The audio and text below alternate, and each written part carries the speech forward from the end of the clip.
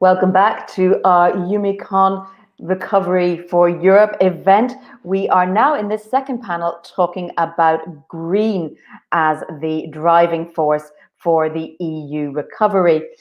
We are going to talk about climate change, we're going to talk about mobility and energy, and lastly, we're going to talk about promoting European innovation, all as part of this recovery plan for the EU as we come out of the corona crisis. To join us again, we have some great panelists. I am also once again going to be asking you, the audience, poll questions to get your input, so please do that. Keep an eye on the right-hand side of your screen where the polls are, and also please use the Q&A function. I will try to put your questions to our panelists as we go through our discussion. So with that, there's a slight change to the lineup. Daniel Mess was due to be with us. Unfortunately, he's had to bow out, but we're very happy to stay with us. Thank you once again, Peter Hanley from DG GROW in the European Commission. We also have from the European Parliament, we have MEP Svetlana Penkova from the S&D Group and member of the ITRE Committee. We have Maeve Bulger, Friends of the Earth, and the Resort Justice and Sustainability expert there.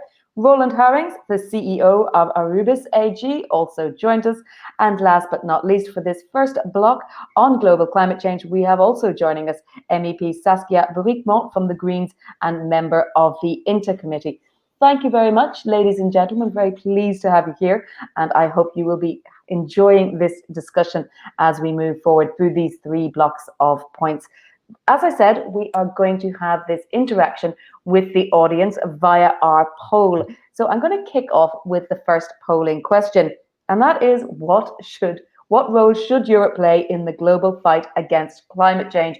It's a huge overarching question, but we've tried to narrow it down into three multiple choice answers. A, Europe should first demand the same commitment from other global key players. B, Europe should walk the walk or fulfill existing pledges.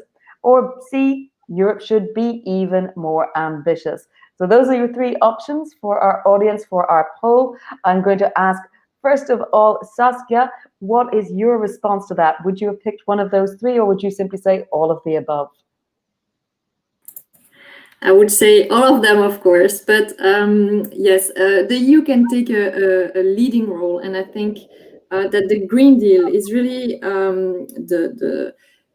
or green line for the years coming, and putting objectives when it comes to zero carbon emissions, when it comes to the climate law and the different strategies coming from the Green Deal. And as a member of the INTA committee, we have also strong tools to implement for our external policies through trade, through our trade agreements, and including in our trade agreements sustainable development chapters that would be enforceable in order to also achieve global climate-related issues with our economic partners. Roland, your thoughts on that as well. Would you have been able to pick one of those three as more important than the other two? Yeah, thanks, Jennifer. No, speaking from the industrial perspective, from a raw material producer, I think we have to maintain our leading role in climate change, because if I look at what this industry in Europe has already achieved, we are leading in all aspects of sustainability and also in the way we do our business in a green manner. So therefore, I think with the right boundary conditions, and we talk about certainly green energy going forward in this call, I think that's really ensure that we can continue this lead while remaining competitive in an increasing worldwide competition, specifically for raw materials. And perhaps one more aspect, Jennifer, if I talk here for the metals industry, and Arubis is a large producer of copper, these metals, these are the enabler for our change of the society, change of the way we're doing economy. And if you take, for example, electricity and also hydrogen, these new forms of energy need to a large extent metals like copper, like metals Arubis is producing. Thank you. Svetlana, let me get your thoughts on what Europe needs to do to lead in the global fight against climate change. I would also agree with my colleagues who've already spoken. I think Europe is for sure playing already a leading role in fighting the climate change, and more importantly, actually, in setting the proper policies and targets so we can achieve and we can actually win this fight. In terms of the numerous examples we can give together with the Green Deal, we can also speak about the fact that we are the pioneers in introducing the emission trading systems, which was the first step to provide long-term plan and securing predictable regulatory conditions for investors.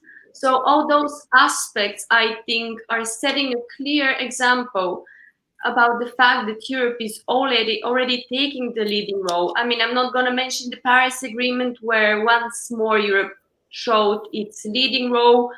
And in terms of the more policies in both in terms of reforms we're doing and also funding priorities we're setting up in the next multi-annual framework and in the recovery plans, everything is focusing on climate, the green technologies, green industry.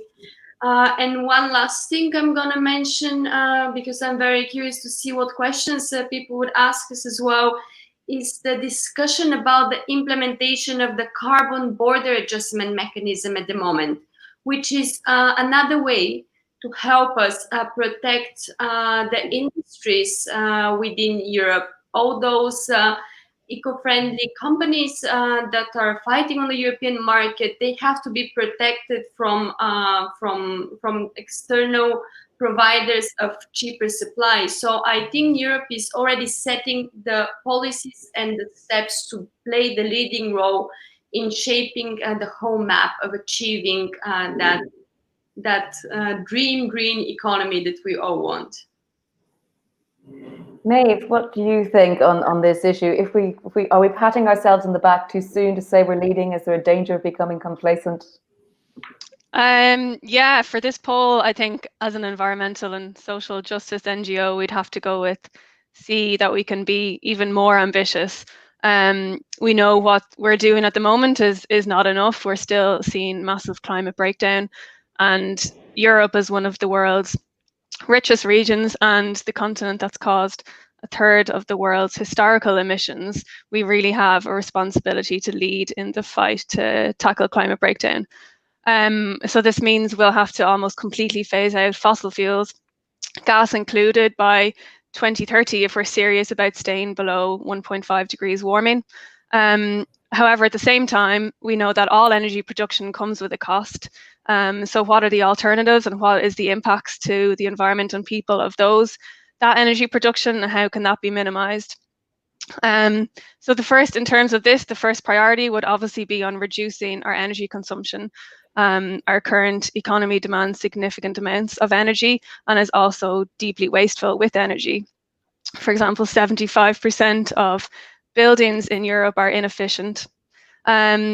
So yeah, that's the first overall thing, reducing energy consumption, and then moving to 100% renewables and electrification is vital. However, this is what this whole conference is about, switching to 100% renewables and electrification, while at the same time consuming business as usual will demand huge amounts of metals and minerals, which we know have great environmental and social impacts and injustices in their extraction, processing, consumption, and end of life. So I'll leave it there for the moment. I'm sure we'll get into more details in the next questions. Thanks, Maeve. Peter, your thoughts on that poll question? What should Europe be doing? And I won't tie you to A, B, or C if you've got D again.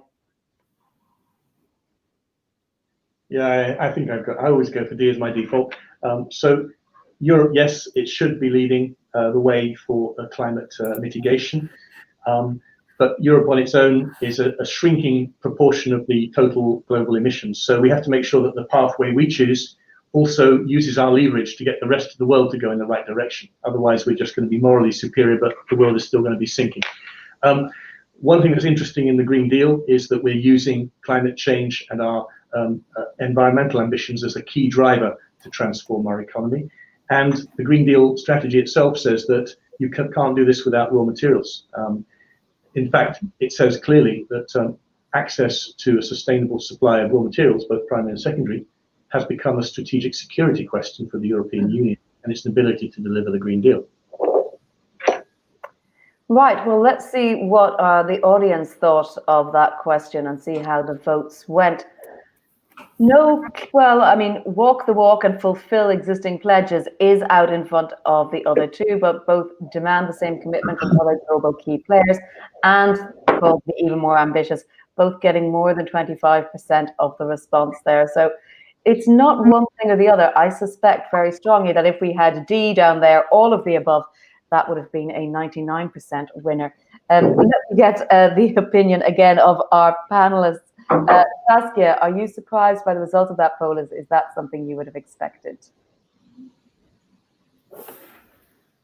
I think it's globally balanced as an answer. And as you say, I think if we had everything to choose, we would agree that the EU has a leader role to play, but also is wanting to go along with other countries. And I think we might have an opportunity there to work hand in hand with the new American president, even if his policy won't completely change on the international level. I think he has shown commitments to reintegrate the Paris Agreement on the carbon adjustment mechanism.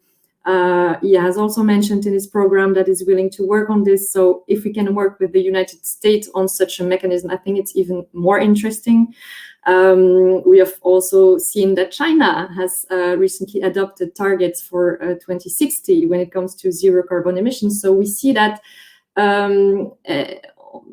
economic powers, leaders are integrating the climate change as an economic issue and also a domestic issue in order to stay competitive and economic world leader.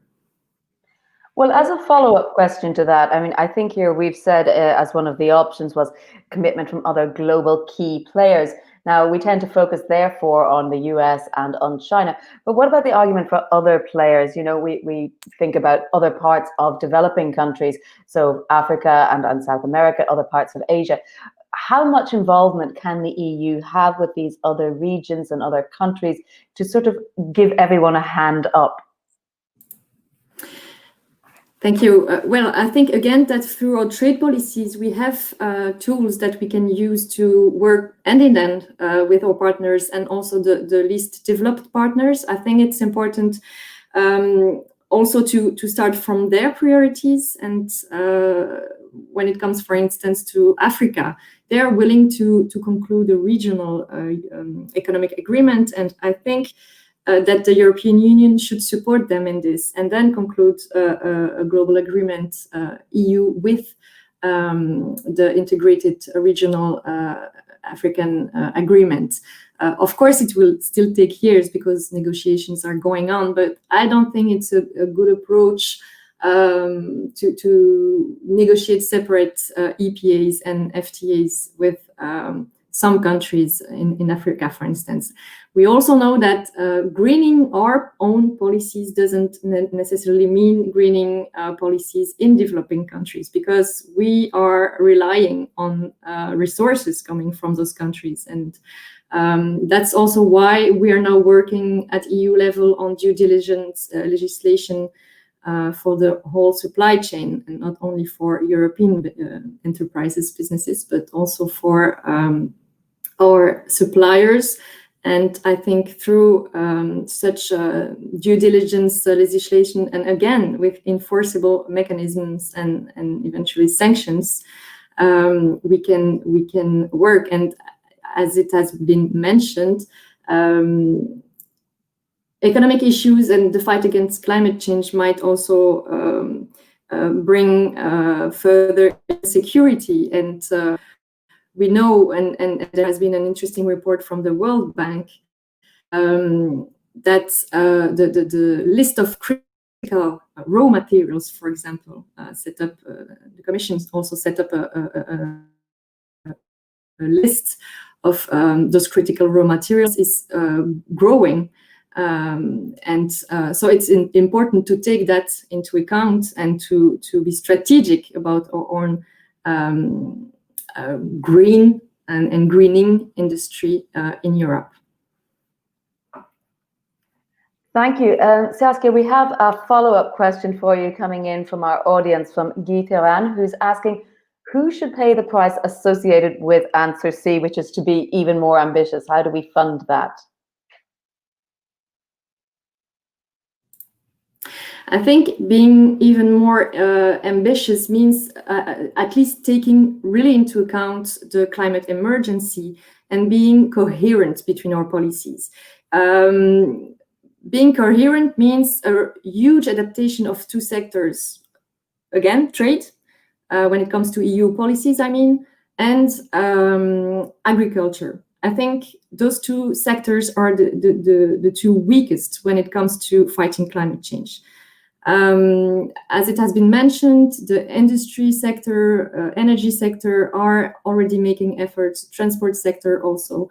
Research and innovation is working on the issue of climate change. So I think that inside the EU, private sector is also a partner in this.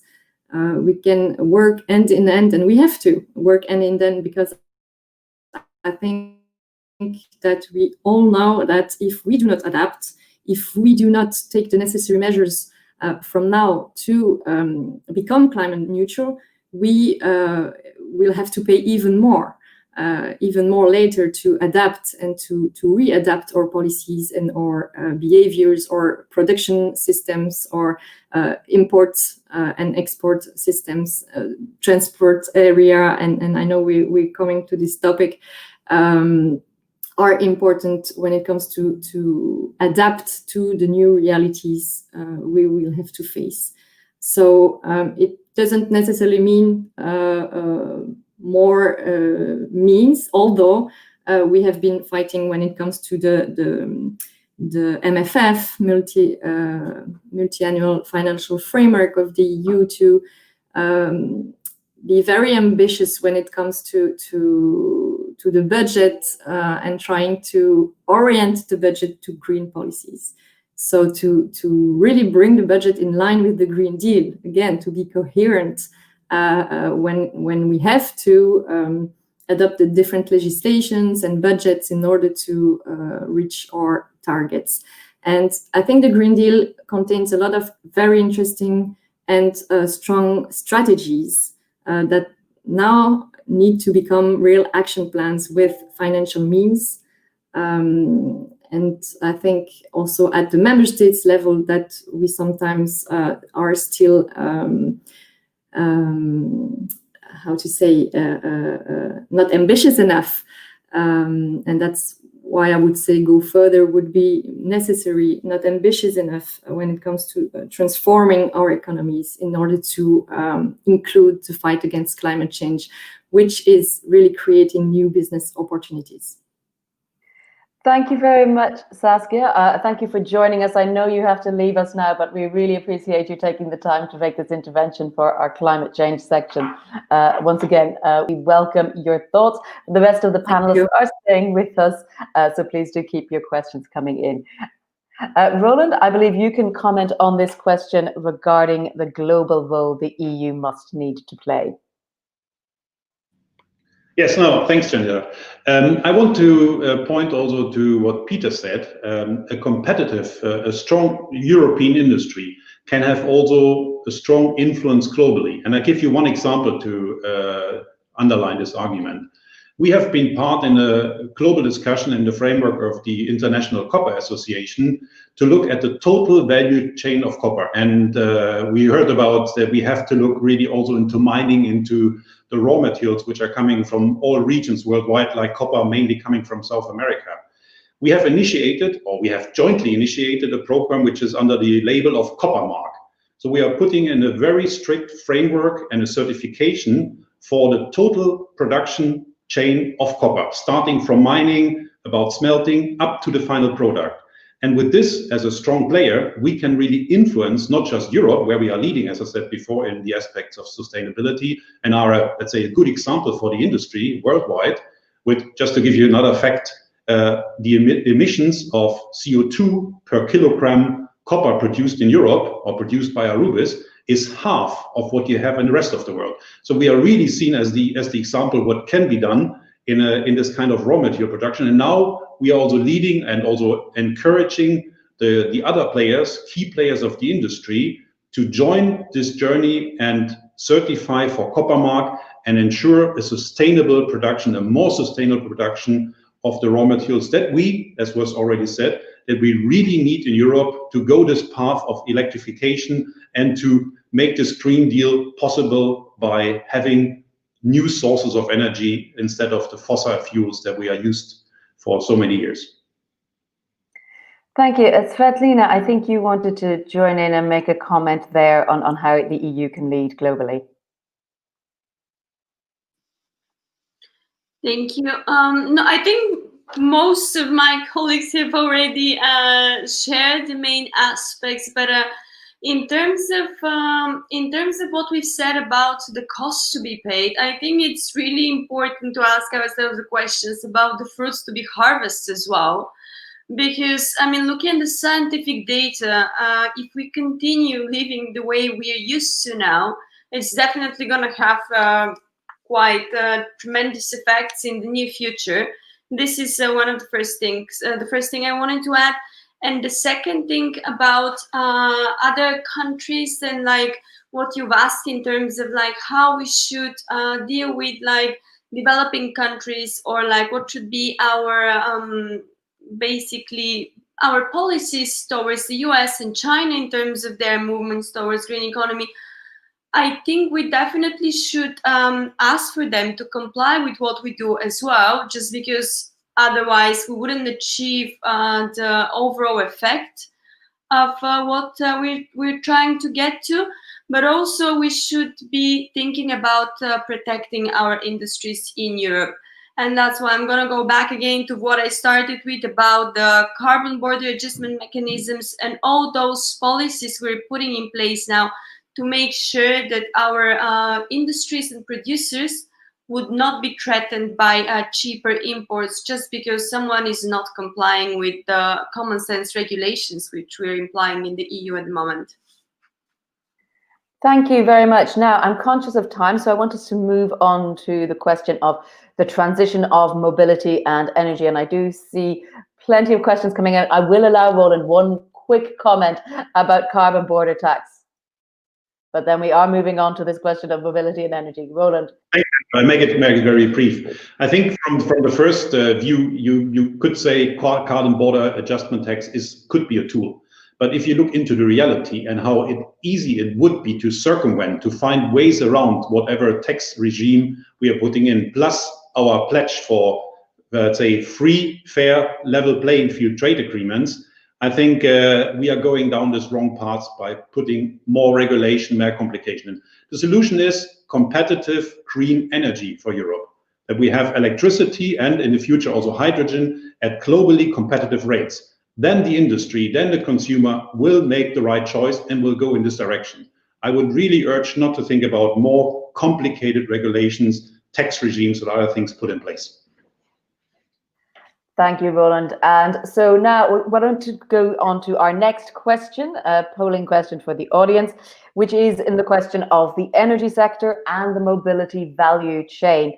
The ecosystem, they're severely affected by the current COVID crisis. There is no doubt in that. So the question is, should the EU prioritize certain energy sources or automotive fuel types? Answers are absolutely. The most environmentally friendly option should be prioritized. B, technology neutrality and energy diversification is key. And C, the current EU approach is already exactly right. We'll see how many people vote for that. So please take your poll, make your vote, and we will come back and see what everyone says. So let me turn, Peter, to you on this question. Should the EU prioritize certain energy sources or automotive fuel types? I know today there's news coming out of the UK that although they're soon to Brexit, they're making strong moves with regarding cars and petrol cars today. So tell me a little bit about that. Well, traditionally what we do in Europe at the regulatory level is technology neutral. and we sort of set the level of performance or the level of emissions that we expect from vehicles, and then it's up to the car manufacturers to find the right kind of fleet solutions that will hit the targets. But we are becoming a little bit less technology neutral. If we talk about what we've come out with this year in hydrogen, for example, in the hydrogen strategy, or the Batteries Alliance and the Batteries Action Plan that we have, it's clear that we see that we're at risk of putting ourselves out of the market for automotives unless we really accelerate the shift away from fossil fuel technologies. So, I mean, unembarrassedly, we are saying we need to develop a batteries ecosystem in Europe. We've already done a lot. You heard the remarks at the beginning of this conference from Vice President Šefčovič, who's been, I would say, the main political driver on this agenda. And later this year, we will come out with a proposal on batteries, which will be about battery performance for e-mobility and energy storage. It will be about safety. It will be about recycled content.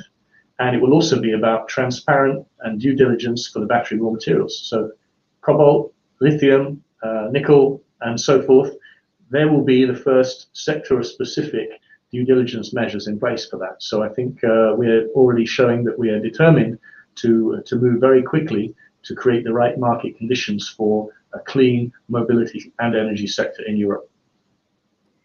Thank you. Maeve, can I get your reflections on this poll question before I move to a follow-up question for you from our audience? Yeah, so I guess looking more broader at the mobility system rather than specific technologies, our mobility system in Europe is the third most environmentally impactful sector. So we know the way we currently move isn't sustainable, and it won't be solved by switching, for example, from individual petrol or diesel cars to individual electric cars. We know this will shift the burden of impacts to a massive demand for certain metals and minerals, such as lithium, like Peter mentioned. So yes, while we do need to electrify our transport and mobility system, we need to ensure that the limited European fair share of metals and minerals for this sector must go into public transport, public and accessible transport for all, rather than very much individual cars, for example. And also we must embrace slower mobility and less mobility like we're seeing at the moment, which is having a positive impact. We don't need to fly so much for work. We don't need to move so much to have a good life. And I think in Europe, we're especially privileged that we're used to this, but most of the world don't have this kind of lifestyle that we do. And it's not necessary, and it's causing a huge impact. Thanks, Maeve. The question from Holger Kramer, he's asking about the business case for ambitious climate targets. He says, it's very easy to call for phasing out of fossil fuels, but are we aware about what that means for the economic and social dimension? Yeah, I mean, that question, I think the science is clear. If we don't phase out fossil fuels, we're going to end life on Earth. It might not be the impacts for us, like I just mentioned, where I'd say nearly everybody who's listening in on this conference is one of the top few percentage of very privileged people who live on this Earth, who are consuming more, but also we're not suffering from the impacts of climate change yet. So we're not seeing the impact. So I think maybe it's difficult for some people to see this, but the science is clear that it's going to have a massive impact, first on the most vulnerable people, and inequality is already huge. So it's not a question of what are the impacts going to be. The science is clear. We need to move out of fossil fuels. And this doesn't mean that we need to move to a Stone Age or something. We can have a green future with satisfying basic needs for all, but we do need to change our lifestyles. Thanks, Maeve. Svetlina, just your thoughts on the poll on what Europe should be doing. Industries as well and companies are facing increased energy prices for production. Should they have more autonomy to choose whichever works best for their industry?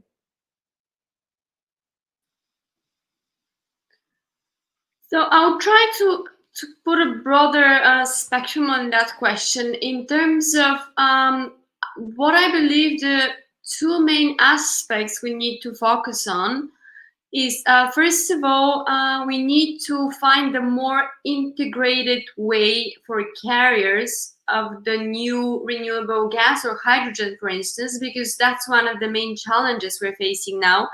And second, we should also be thinking about finding a way to tap the previously unused surpluses of renewable energy production. Because at the moment we have surplus produced, but we're not using it actively.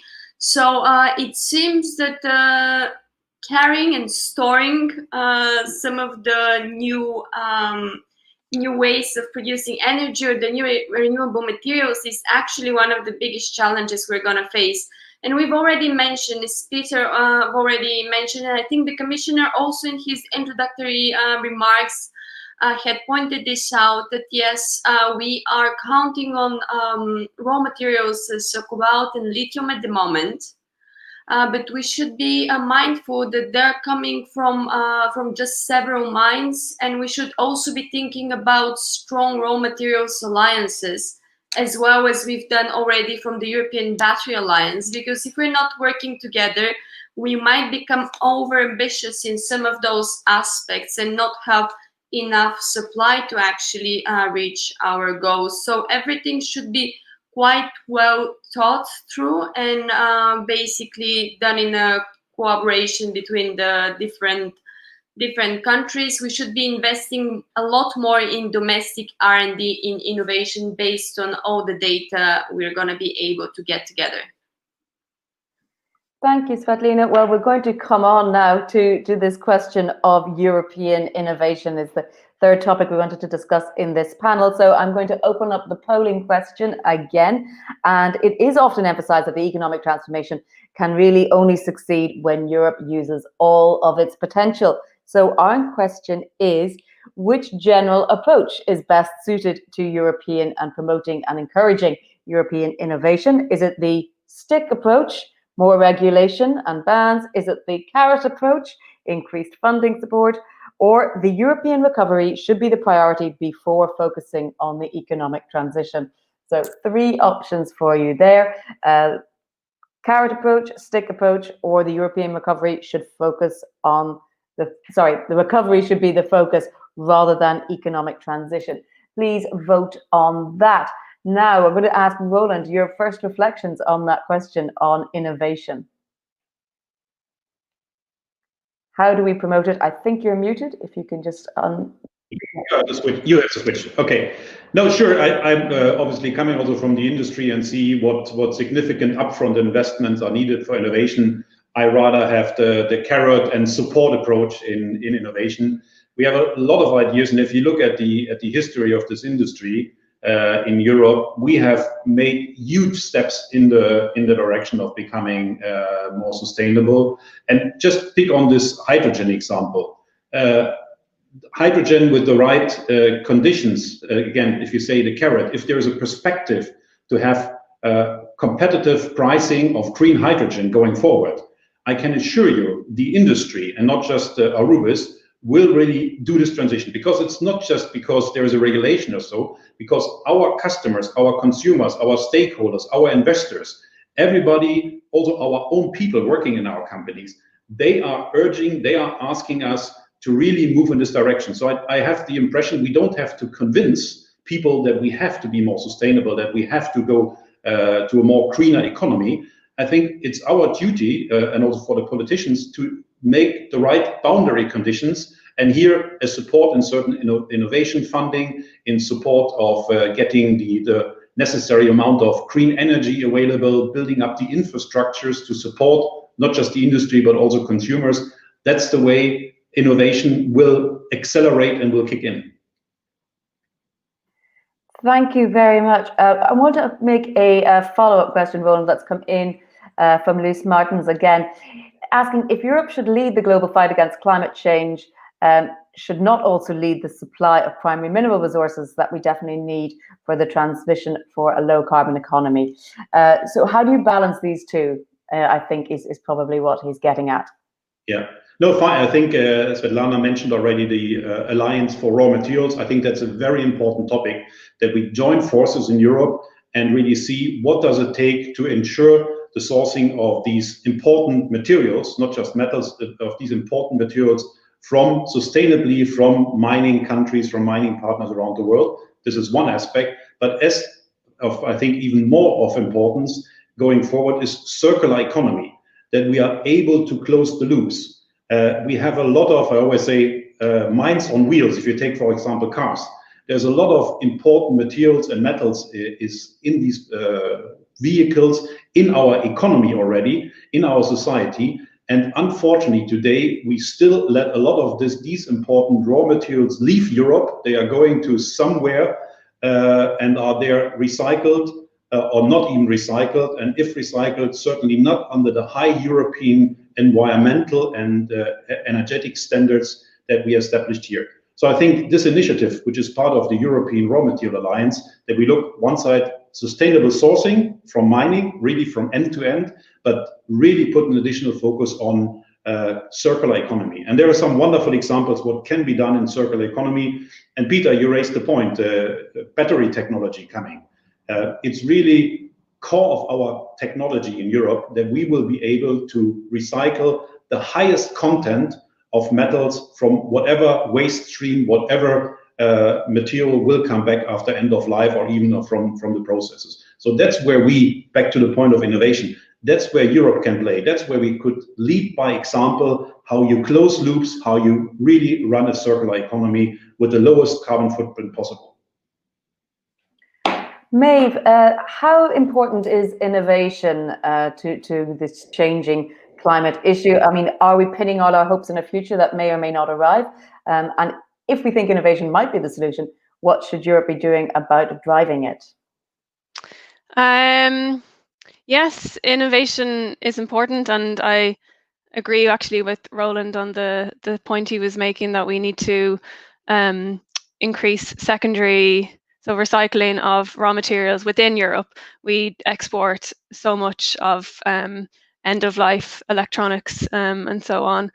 But to do this, we do need more regulation and legislation in place to make this happen. And I think in general, for the green transition, I think this needs to be prioritized ahead of industry voluntary standards, which we've seen are not enough. I wanted to make the point earlier as well that there was a recent ratings by the Responsible Mining Index, and they show that not a single mining company met the societal expectations laid out as the benchmark in any of the areas surveyed. So the reality on the ground all over the world is mining companies are still causing severe impact. So yeah, legislation and regulation, I think, has a priority role to play. Thank you for that. Let's have a look at the poll results and see what our audience thought was the best approach to. Wow, well, that is the most emphatic result we've had from any of our polls today. The stick approach is definitely not popular at all. The carrot approach is hugely popular with almost 70%. And then there is a sizable minority that think that European recovery should be the priority before focusing on the economic transition. Peter, I was going to ask you actually about the EU recovery plan at any rate. So let me ask you to reflect on that poll while also answering the question about whether the EU recovery plan does include sufficient resources and means to promote innovation. So I'm not surprised that people think that punishing is not the best way to support innovation. I fully agree. We're actually spending around €1 billion in the current financial framework on raw material value chain research and innovation. That's a combination of the almost 600 million that my team programs and around 400 million which goes through EIT on raw materials. So we're doing a lot of stuff on sustainable design, on advanced materials, on recycling. Some very interesting work going on, for example, how you can get magnets from cars or from wind turbines and recover the rare earths or develop new magnets, permanent magnets. So there's a lot of stuff going on. We're really, really strong in this field in the non-ferrous metals area, in steel, in glass, in wood and paper. Where we have a problem on circularity is on those really, really strangely named things that are only present in very small quantities in multi-million items of stuff that's out there, so like smartphones. It's very hard to crack that economic viability for recovering, and that's what we really need to focus on. The waste, electronic and electrical equipment stuff has massive potential for us to become much more efficient in recovery. As far as the recovery fund is concerned, my commissioner has been sending very clear signals that he hopes and expects that member states will put in their national recovery plans fast-tracking investments that will help us become more resilient for critical raw material value chains, particularly on the extraction, the recycling, and the refining side. So we're currently looking at the national recovery plans that have been sent in draft, and we're systematically saying, where is your plan for critical raw materials? Where is your plan for decarbonising heavy industry? It's unfortunately not so far the case that these things are being systematically addressed in the recovery plans. But from the Commission side, it's extremely clear. We want to use this unfortunate disruption of COVID-19 to accelerate the transition to where we want to get to for the European Green Deal. Thank you. Well, they do say that crisis is the mother of invention, so perhaps that will be true in this case as well. Svetlina, what are your thoughts on whether or not the EU recovery plan includes sufficient means for promoting innovation? First of all, I also would support Peter that I'm not surprised by the answer, because when you have an option of increasing the funding, a lot of people would naturally go to that option. So to speak in with numbers, the speaker had already been quite specific on that. About 30% of the total amounts of the union budget and the next generation EU expenditure is focused to support climate objectives in all shape or form, like being the economic recovery, being the innovation. So this is one of the main objectives there. 30% is not to be ignored. That's a lot. So, but this is the first step. The European Union and the regulations, what we're putting through the institutions, being the Parliament to the Commission, is just setting up the framework. Then it all comes to the national governments, which have to support those objectives. And they have the chance to do that by presenting now their national recovery and resilience plans. And the expectation is that all the national governments should be using more or less the same objectives as the EU is setting up in terms of investing in innovation, supporting the transformation towards greener economy, supporting the economic recovery also with that aspect. So this is not to be ignored, because having set up the framework is one expectation, but then it's up to each of the 27 member states to be able to fulfill that objective. And I think this is a great opportunity for innovation and actually finding the unicorns in each part of Europe, because I'm sure if the objective is set up properly, and given that there is enough funding already dedicated to that aspect, I think it's up to the industry also to take the lead now. Because it is a matter of the politicians to set up the framework, as we've already done, I believe, in all the parts of Europe. But it's up to the industry to pick up that trend, to use the opportunities, and to actually help us shape the way forward. Because we're not the experts in the field, especially I'm speaking from the state of the member of the parliament, obviously, and we need a bit more lead and discussion and proper hints in the direction coming from the industry, which I think in a lot of cases we're getting.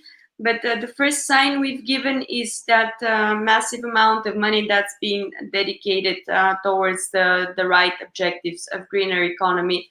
And I hope with the industry help, we're going to be able to achieve that. Thank you, Svetlina. I want to quickly put a question from our audience to Roland, because it is about the circular economy. Ninka Khan says that it's very important, of course, but recycling materials can also cost a lot of energy and CO2. How do you square that circle? As briefly as you can, because I know we are running short of time.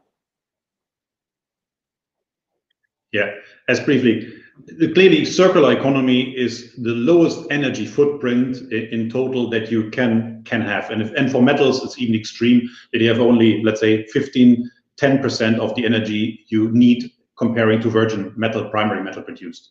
And on top, going forward, this energy can be sourced and can be done with based on green renewable energy, either electricity or in the future hydrogen. So to answer, circular economy is a must, and it's the solution, or the important part of the solution to have a green economy. Thank you very much. Now, to wrap up this panel, I'm going to ask you just a one-sentence response question, and that is, firstly, are you optimistic about the EU recovery being green?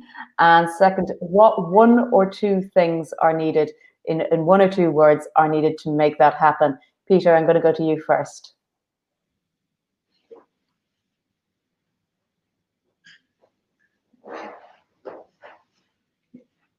Move very fast to develop much more security of supply for primary and secondary raw materials, and make sure that these are much more sustainable than in the past. Thank you. Maeve?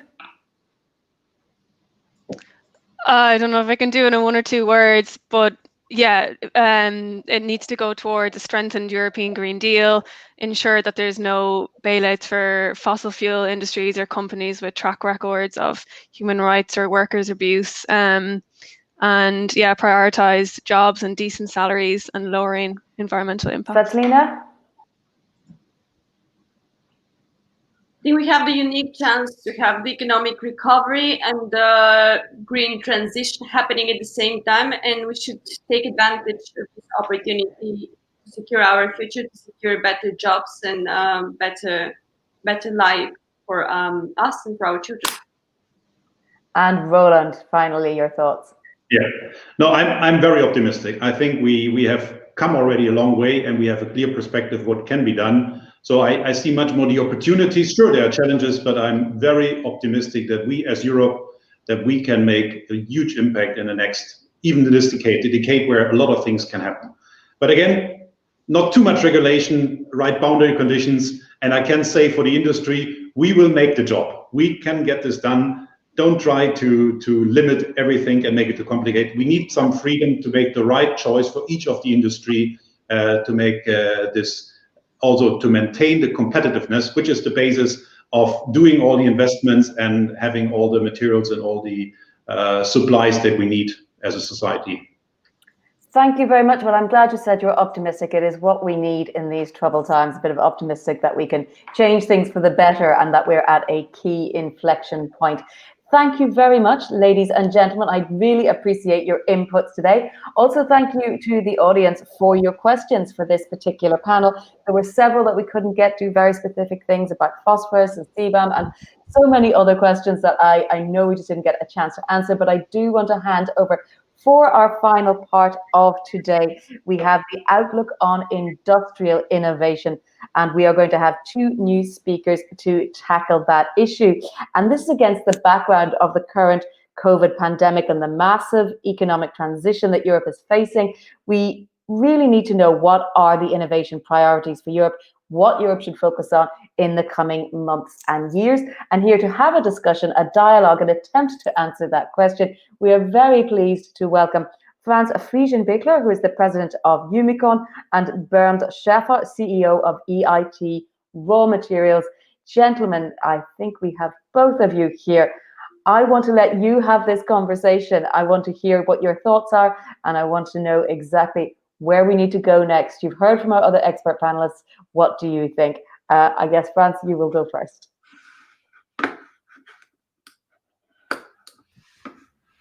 Thank you very much, Jennifer, for the introduction into this last session of our conference. And before I'm coming back to the question about the priorities on innovation, let me pick up one question, or at least one or several questions from the chat room. And there was the question, what is the difference between EUMICON and European Raw Material Alliance, there's a big difference, I would say. And let me explain that in that way, that EUMICON was founded in 2011. So that is the point in time when the European Union released the Raw Material Initiative Directive. And at that time, we developed the EUMICON platform. And EUMICON is acting as a platform of the metals and minerals industry. So everybody who is an expert in metals, minerals, upstream or downstream value stream can join our platform. But we are not limited to a single mineral or to a single metal. We are open and broad for every kind of mineral production, including industrial minerals, metals, and so on. And we are not limited to the industry, but also we want to speak and to unite stakeholders, industry associations, universities, the voice of science and research, but also we want to have the inputs of politics, policymakers, unions, and NGOs. So our approach is to offer a platform for all these stakeholders of the metals and minerals industry, and to bring these stakeholders together to align concerns, to align potential solutions, and to amplify potential solutions and present that to decision makers on the governmental level. So in this aspect, we are present in Brussels at the European level since 2015-16. We had our first meeting with Commissioner Šefčovič in 2016 and presented already these ideas that we need to promote raw material industries and in both directions, upstream and downstream, as an innovator, enabling let's say the inventions of the future, and in this way, this is the purpose of our platform. Everyone can join us.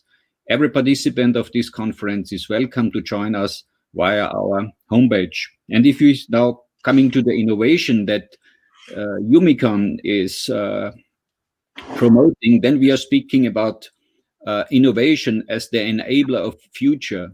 We are speaking about creativity, inspiration, visionary concepts, and of course, risk-taking. So that means EUMICON is a promoter of the raw materials industry, and we see innovation as the key enabler also of the economic health of our society. And since 2011, we are an advocate for a strong focus on the metals and minerals business for both, as I said, upstream and downstream of the value chain. If we speak about the upstream, we think about exploration and mining of primary resources, but as well as recycling of secondary resources. I think it's very, very important that we understand that Europe has made only a few efforts to explore and to mine in the European area our critical minerals. And if you are going downstream, then it's about production and manufacturing of advanced and engineered mineral solutions for the product of the future. And already in 2015, we stated for our industry and an innovation conference, we designed a future in the sense of what we mean is innovation creates future. And as you have seen on the screen today we say we actively shape the future of the European Union. That means we know and we are convinced innovation is required at each step of the value chain and is a key driver for a better future. And in the current environment, it's about innovation for a transition from brown to green economy, and enabling the initiatives and the change of the Green Deal.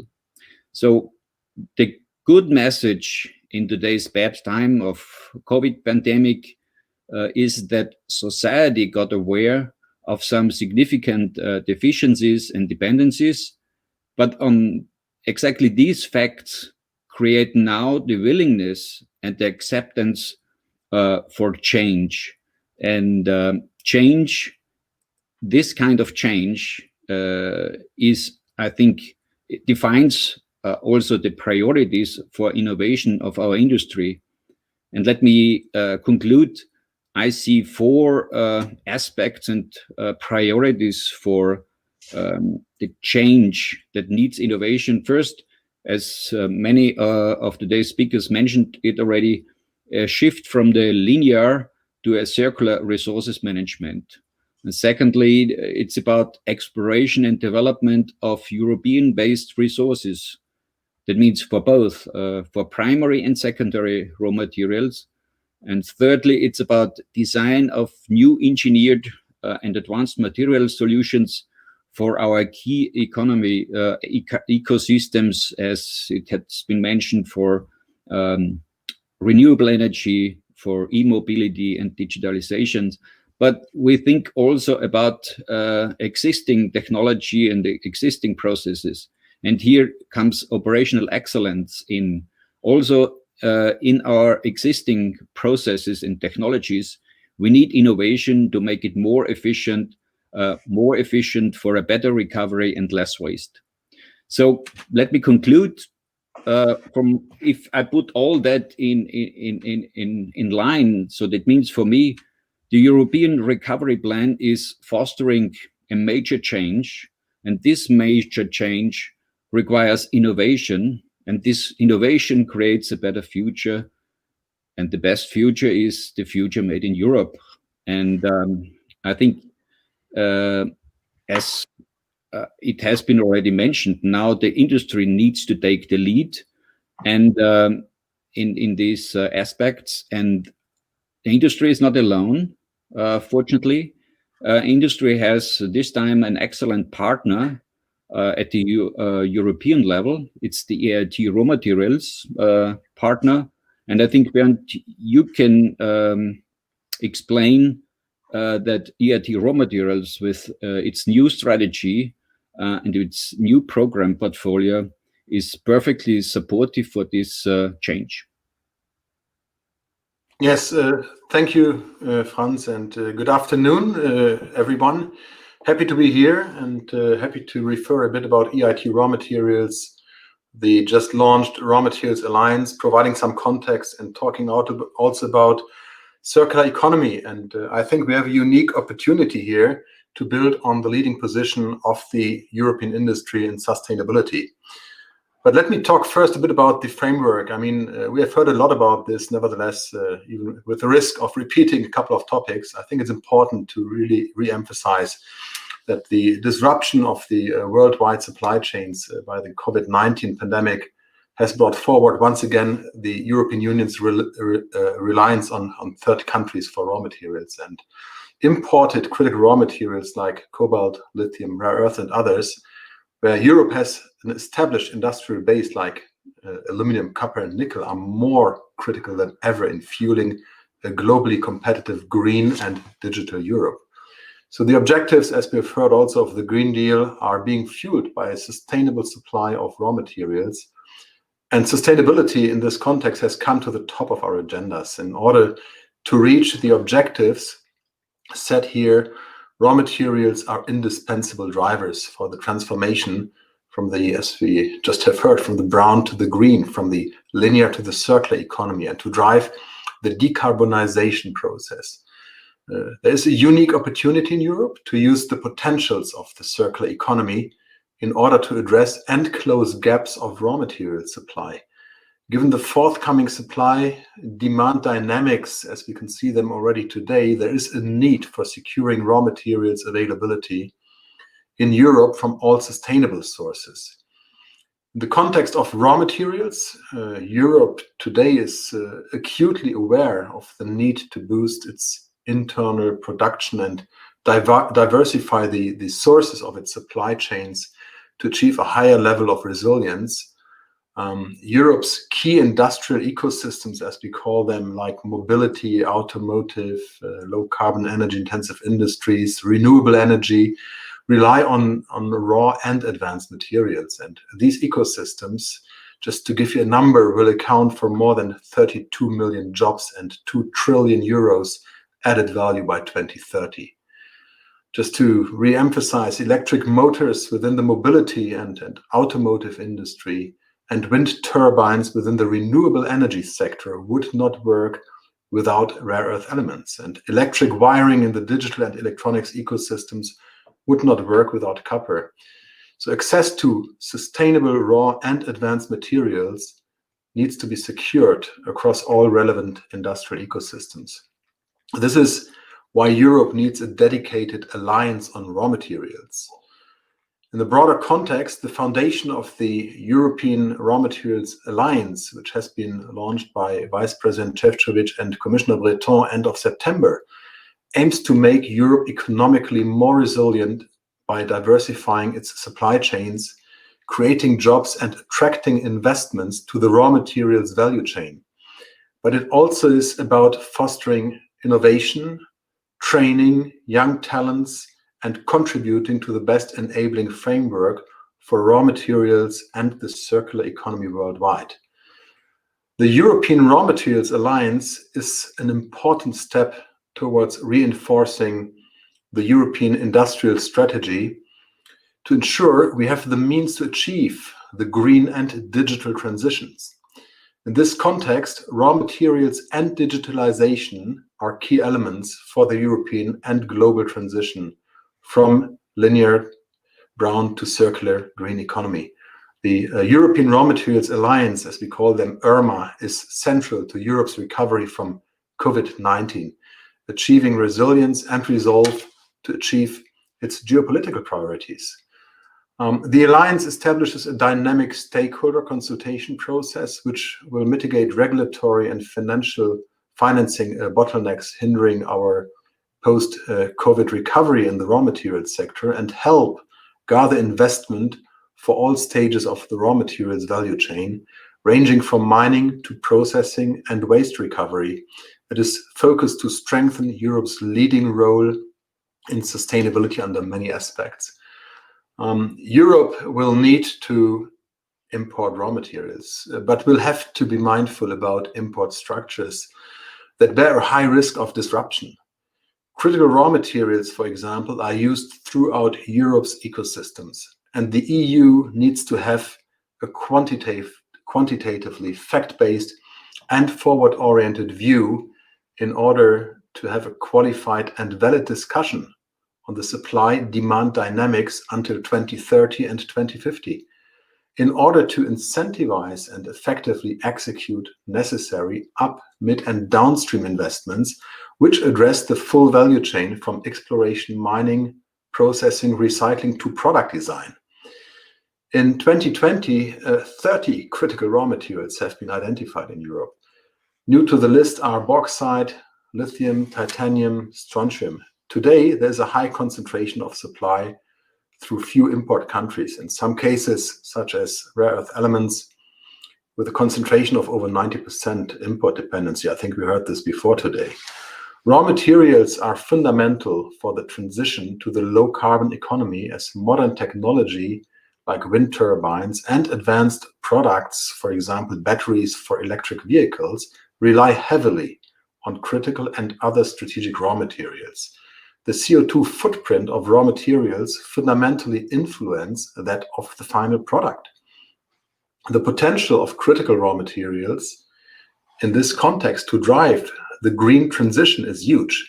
In a global context, the decarbonization of the green economy needs to consider not only the CO2 footprint of the finished products, but also the CO2 footprint of the entire life cycle of a product. So EU's dependency on China for rare earths and other critical elements is immense. China provides 98% of EU's supply for rare earth elements and 93% of magnesium, respectively, which are key enablers to climate neutrality and digitalization. But the EU is also dependent to other countries where the relationship can rather be classified as tense. For example, 98% of the European borate supplies used for permanent magnets and high-performance glass comes from Turkey. This is where the foundation of a raw materials alliance in Europe is important. Although Europe will need to boost its ability to produce raw materials in-house, even in the long term, it is inconceivable that demand will be met entirely from domestic production. Hence, there is a need to establish secure, reliable, and sustainable supply channels. Europe will need to work together with reliable partners to maintain and indeed increase their skill base, innovation capacity, and R&D infrastructure, and human capital to maintain a competitive edge in the sector. So Europe will strive to achieve a high level of independence and sustainability by sourcing critical and strategic raw materials from within the EU, as well as from reliable partners outside the EU. Given the ramifications of Europe and global industrial strategic ecosystems needs, there's a progressive intertwining when it comes to the sourcing of certain raw materials. There's a vested interest to closing the foreseeable supply-demand gaps by addressing the full value chain pattern. Materials or resources that are scarce in the EU cannot be exploited in a sustainable and efficient manner will have to be sourced from outside the EU, so that's evident. In this context, let me also refer to minimizing waste and develop product design for an efficient closing the loop concept. Circular economy is key here as a major contributor to sustainability and a key component of the European Raw Materials Alliance.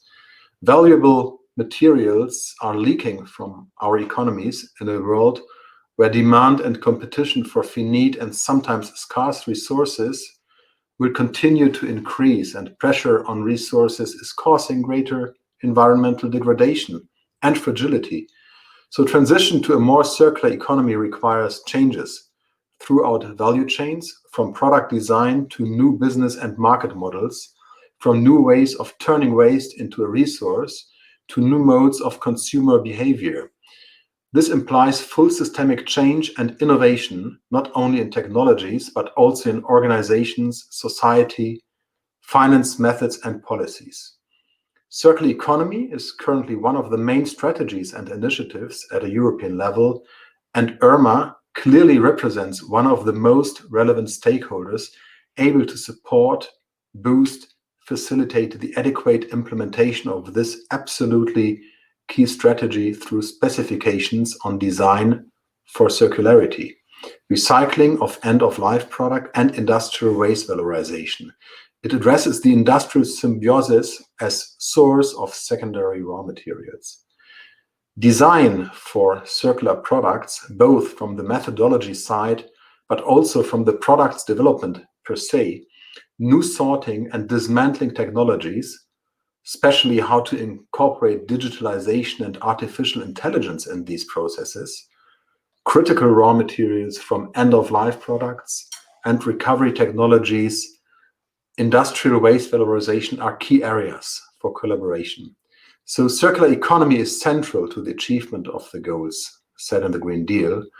The circular economy, however, is not yet in the cycle or not in sufficient amounts to support the transition. The tail of the circle, so the original input into the circle, needs to be fed by mining in its broadest sense, and including primary sources, greenfield and brownfield, as well as secondary sources in reprocessing.